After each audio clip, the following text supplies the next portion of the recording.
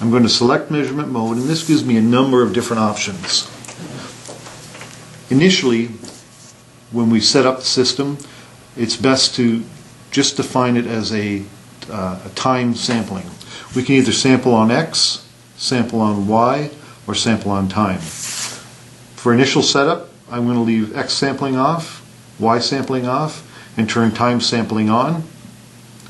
And at this selection here, I have 1 millisecond sampling. I'm going to actually go in and change that to 10 milliseconds, so 0.01 seconds. So that means that I'm going to select, or I'm going to sample an X and a Y pair every 10 milliseconds. For initial setup, leave the reference as absolute, and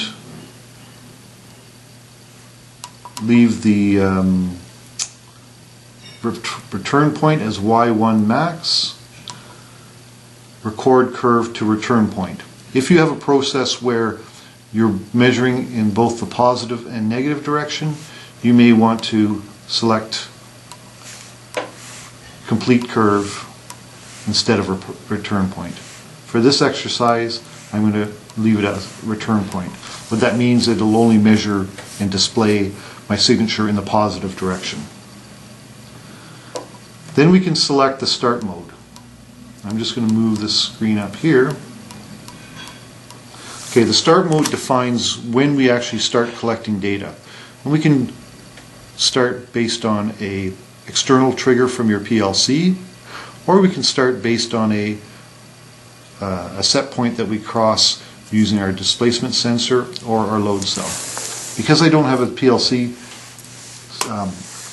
hooked up to the system right now, I'm going to use a displacement value from the displacement sensor as my starting point. So my start mode says X internal overrun, which means my trigger is going to be internal, it's going to be based on the X channel, and it's going to be based on an overrun. In other words, going from a low to a high position at a set point. And the set point that I'm going to select is going to be 20 millimeters. Let's make it 25 millimeters. Then I have a stop mode. And the stop mode is going to determine when it stops measuring. And in this case, I'm going to use an X internal underrun. In other words, when my sensor goes in the reverse direction back to its home position, and I'll use 20 millimeters as my stop value. I can also select a timeout value so that if we don't meet the X stop value, then after 10 seconds it'll time out on itself. So that's how we would set up how the system is going to collect its data.